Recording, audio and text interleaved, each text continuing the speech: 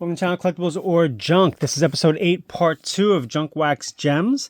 This is a container, a box, I should say, of cards that I stashed away over the years, thinking that these cards will go up in value at some time.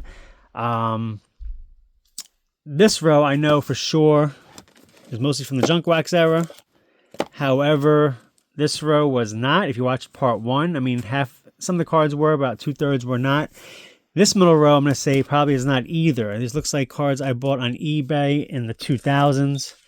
I had a guy I was buying vintage cards from, a seller I liked, that would list like hundreds of older cards, mostly like 1978 cards, but he'd throw in some like 50s and 60s cards in there as well.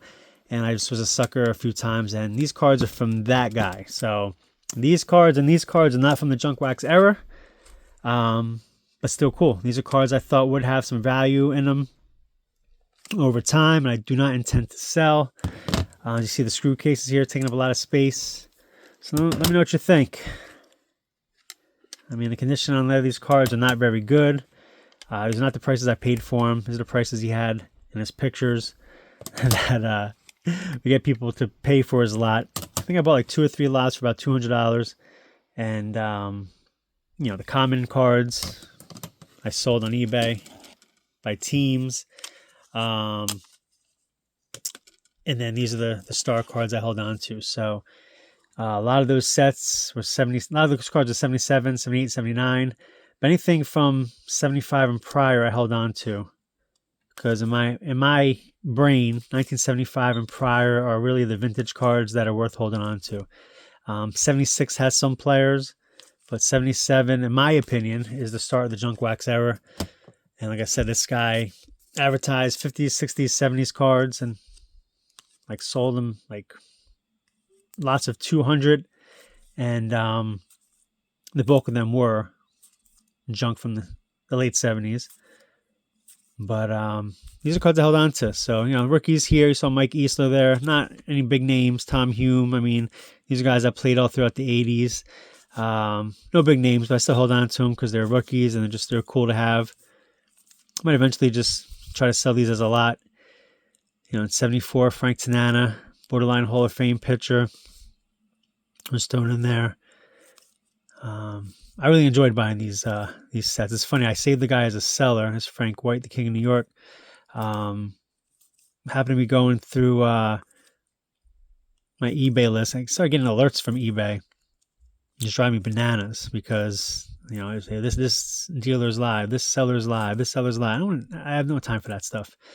So I was going through unfollowing people, and I came across this guy. See if he had any lots listed there, and of course he did not. I mean, this was pre-COVID, by the way. I'm talking. I think I bought these sets. I want to say, I think it was before my wife. So I met my wife in 2009. So probably around 2006, 2007. I was living on my own in Rahway, New Jersey at the time. And, yeah.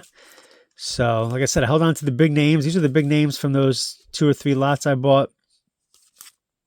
All the cards that were not junk in my eyes.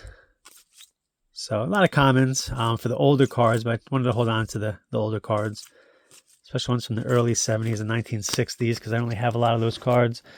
So here was cards not from those lots. It's cards from the junk wax era. Basketball cards should be in my basketball section, but it's not.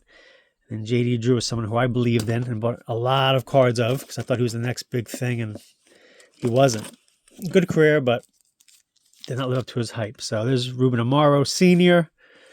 Ruben Amaro Jr. is now an announcer for the Phillies, former player and general manager and first base coach. So some pretty cool cards from the 60s in these lots. Reggie Smith, Topps All-Star Rookie, or whatever they call it, Top Rookie.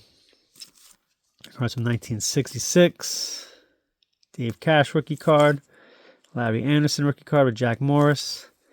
And this was not part of that lot. This got thrown in there somehow. This is Kerry Wood autograph card with JT Snow. So again, that was a big signature rookie guy back in the day. These cards, actually, okay, so these cards I bought on eBay as well. I bought this lot, Frank Thomas, Kmart. I'm a fan of oddball cards. 1982 Kmart cards. I bought a whole lot of Frank Thomas ones and the TCMA. So if you watched part 1, I had a Joe DiMaggio TCMA lot. This is 1975 Frank Robinson. So I went through a phase of buying some of the greats cards cheap on eBay. Again, pre-COVID. So, COVID really inflated those prices. 2005 Bowman Draft Picks Prospects Affleck Redemption Set. I have no idea who's in there. If you want to look it up and let me know, cool. I'm not going to open it up right now. I'm not to break and open sealed sets, especially ones that are 20 plus years old.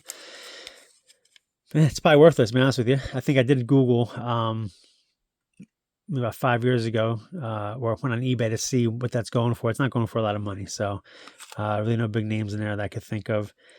Some Nolan Ryan cards, and Billy Martin, 1953, probably PSA 1, right? In the screw case. There's a few more here. The Sandy Koufax card. Ozzie Smith rookie, not worth $60. Maybe back in the 90s it was, but not anymore. 1979 is junk. Jim Palmer, realized that was his rookie card. Mickey Lolich, borderline Hall of Fame pitcher. Willie Mays. And I will go through these cards as well because they are part of that package. So these are not from the junk wax era. These are from the 60s and 50s. But they are part of those buys. So I will include them on part 2 here. Probably not many big names here. These were all in these fake top loaders, whatever you want to call them. 1959, I think. There's no date. I really don't know. Definitely the 50s. Yeah, probably 1959. Some cool players. I thought that was Bob Uecker, but it's not. Some cool players here. Cool cards. I mean, cool artwork. Only cards from the 50s I have. Will not be selling them. I'll be holding on to these, even though they're a bunch of guys that you and I probably never heard of. I just like them. Nostalgic reasons. All right, Dave Nelson, Topps All-Star Rookie. It's always cool to see that trophy on the cards. Minnie Rojas. Daffo Phillips. So a bunch of vintage cards in the Junk Wax Gems, episode 8, part 2. And the last pile here, we'll wrap up this video. Some more 1950s and 1960s cards, 1963 tops here. And there's 70s, okay. There's some more 50s cards, I believe. Dallas Green, the manager of the 1980 World Champion Phillies. Joe Nuxhall. What's the trivia question for him? What did he do that was famous? I don't remember. It's something that was popular. So here's the 1963 cards. Not many names I recognize.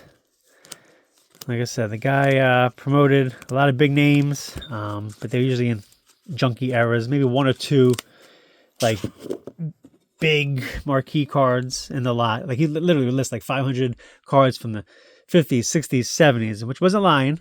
There were cards from the 50s mixed in with the 60s and a whole bunch from the 70s. Most of the cards were from 77, 78, 79. Showcase like the big names. And either way, I knew I might have been getting ripped off. At the same time, I wanted the card. I wanted a lot. Just it was pretty cool to have. So like I would never have a pocket of ball a Jim Palmer rookie for $35 back then, $50 back then, but that's less fun than going through and sorting through hundreds of cards from back in the day. So thanks for watching, guys. This is part 2 of episode 8. Look out for part 3. I promise you these cards are probably 95% Junk Wax era cards. So if you're into the Junk Wax era, stay tuned for part 3. If you're not, thanks for watching part 2. Smash that like button, subscribe to our channel. Peace.